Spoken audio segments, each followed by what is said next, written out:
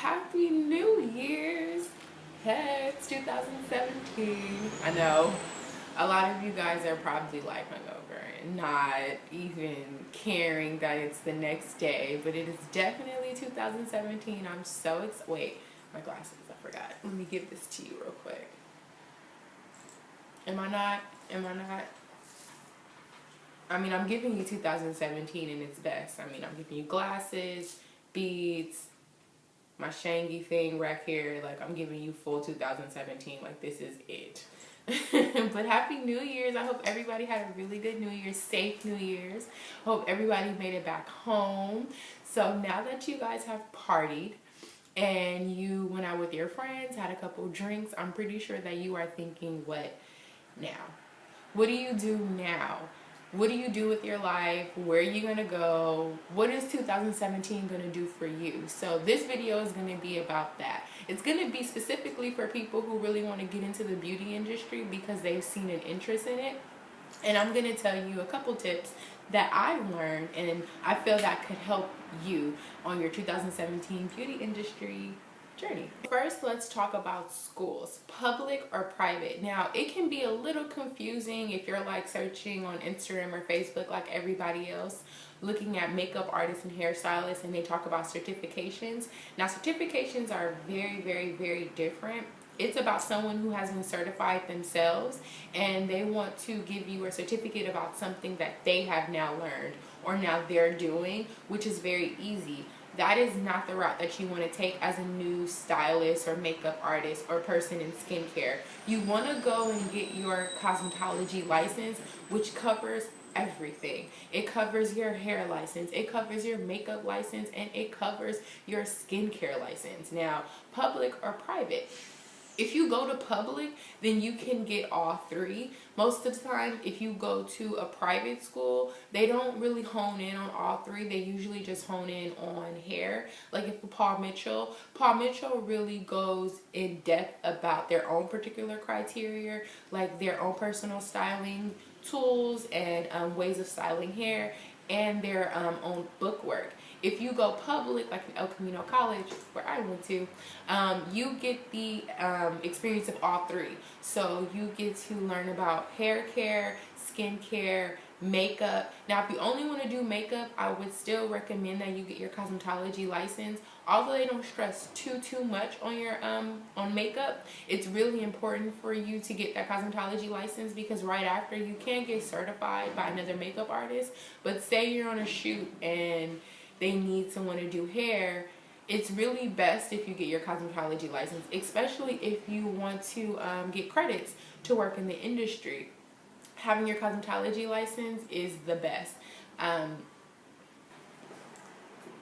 So I briefly went over cosmetology and certification. I want to go a little bit deeper just so I make sure that you guys understand.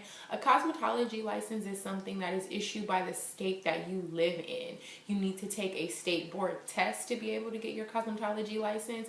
It shows that you are competent to deal with certain chemicals when dealing with clients, hair texture, hair cutting, things like that. If you just get a certificate, it doesn't hold weight at all. If you want to buy professional products, you need a cosmetology license. If you want to work in a hair salon, you need a cosmetology license.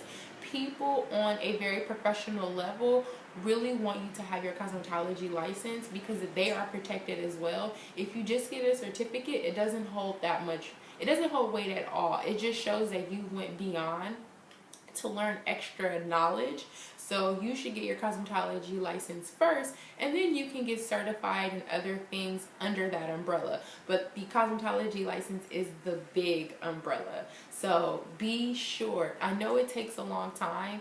Getting your cosmetology license can take up to 2 years. But once you get it, you don't have to take the test over. You pay a small fee every year to renew your license, and that's it.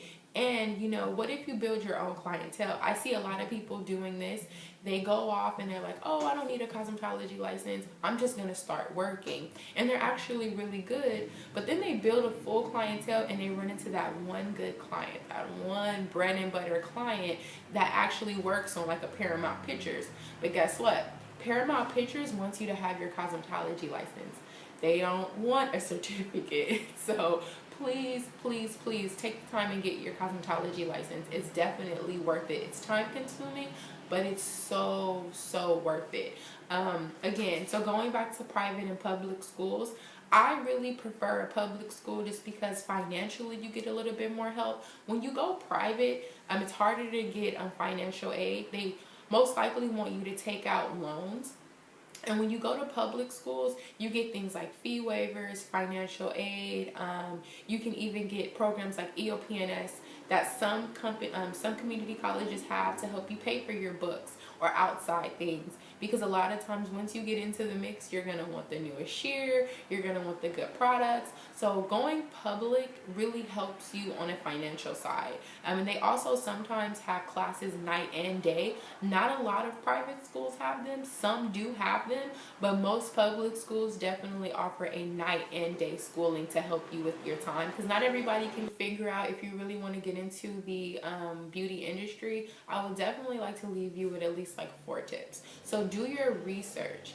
I've given you my opinion on public and private schools, but in your area, a private school may be better or a public school may be better, but do your actual research.